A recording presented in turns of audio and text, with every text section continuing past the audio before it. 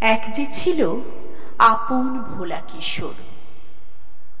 School তার ভালো লাগতো না, সহ্য হতো না পড়াশোনার ঝামেলা।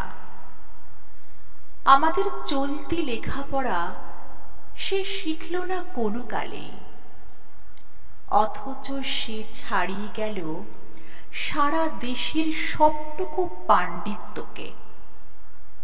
কেমন করে?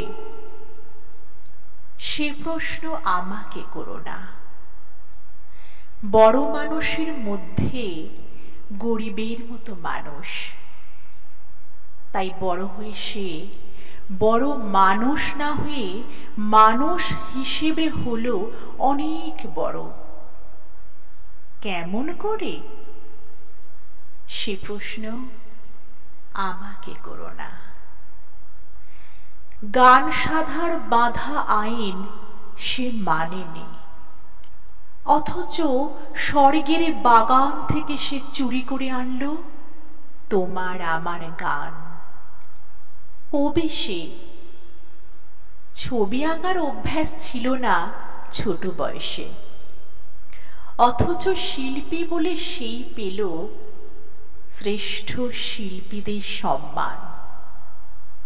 কেমন করে?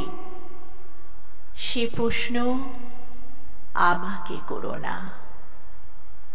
মানুষ হলো না বলে যে ছিল তার দিদির আক্ষেপের বিষয় অনেক দিন, অনেক বিদ্রূপ যাকে করেছে আহত, সেই একদিন চমক লাগিয়ে করল দিগ্বিজয়।